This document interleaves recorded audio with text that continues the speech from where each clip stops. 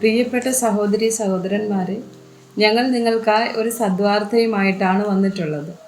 2025 ജനുവരി 1 മുതൽ 365 തലക്കെട്ടുകൾ ഉൾപ്പെടുത്തിക്കൊണ്ടുള്ള വർഷം മുഴുവൻ പ്രാർത്ഥിച്ച് ധ്യാനിക്കാനുള്ള വചനങ്ങൾ ഞങ്ങൾ പങ്കുവയ്ക്കുന്നു. എല്ലാ ദിവസവും ഞങ്ങൾ ഒരു തലക്കെട്ടും അതുമായി ബന്ധപ്പെട്ട വചനങ്ങളും അയച്ചു തരുന്നതായിരിക്കും. വചനങ്ങൾ കേട്ട് ധ്യാനിച്ച് അനുഗ്രഹം പ്രാപിക്കാൻ ഞാൻ നിങ്ങളെ പ്രോത്സാഹിപ്പിക്കുകയാണ്. ദയവായി സബ്സ്ക്രൈബ് ചെയ്യുകയും നിങ്ങളുടെ കൂട്ടുകാരുമായി പങ്കുവയ്ക്കുകയും ചെയ്യുക. നന്ദി.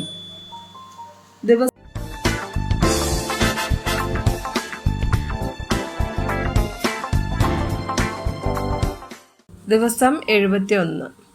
തിരുത്തൽ. 2 തിമോത്തി 3, 16, 17 വചനങ്ങൾ. എല്ലാ തിരുവെഴുത്തും ദൈവശാസ്ത്രീയമാകയാൽ ദൈവത്തിൻ്റെ മനുഷ്യൻ സകല സൽപ്രവൃത്തിക്കും വക പ്രാപിച്ച് തികഞ്ഞവനാകേണ്ടതിന് ഉപദേശത്തിനും ശാസനത്തിനും ഗുണീകരണത്തിനും നീതിയിലെ അഭ്യാസനത്തിനും പ്രയോജനമുള്ളതാകുന്നു. സങ്കീർത്തനം 141 വചനം 5. നീതിമാൻ എന്നെ അടിക്കുന്നത് ദയ, അവൻ എന്നെ ശാസിക്കുന്നത് തലയ്ക്ക് എണ്ണ. എൻ്റെ തല അതിനെ വിലക്കാതിരിക്കട്ടെ. ഇനി അവർ ചെയ്യുന്ന ദോഷങ്ങൾക്കെതിരെ എനിക്ക് പ്രാർത്ഥനയുള്ളൂ. സദൃശവാക്യങ്ങൾ 27 വചനം 17. ഇരുമ്പ് ഇരുമ്പിന് മൂർച്ച കൂട്ടുന്നു, മനുഷ്യൻ മനുഷ്യന് മൂർച്ച കൂട്ടുന്നു. മത്തായി 16, 22, 23 വചനങ്ങൾ. പത്രോസ് അവനെ വേറിട്ട് കൊണ്ടുപോയി. കർത്താവേ, അത് അരുതേ, നിനക്ക് അങ്ങനെ ഭവിക്കരുതേ എന്ന് ശാസിച്ചു തുടങ്ങി.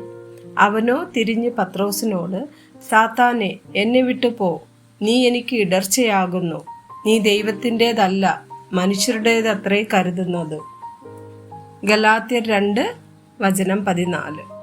അവർ സുവിശേഷത്തിൻ്റെ സത്യം അനുസരിച്ച് ചൊവ്വായി നടക്കുന്നില്ല എന്ന് കണ്ടിട്ട് ഞാൻ എല്ലാവരും കേൾക്കെ കേഫാവിനോട് പറഞ്ഞത്, യഹൂദനായ നീ യഹൂദ മര്യാദ പ്രകാരമല്ല ജാതികളുടെ മര്യാദ പ്രകാരം ജീവിക്കുന്നു എങ്കിൽ നീ ജാതികളെ യഹൂദ മര്യാദ അനുസരിപ്പാൻ നിർബന്ധിക്കുന്നത് എന്ത്?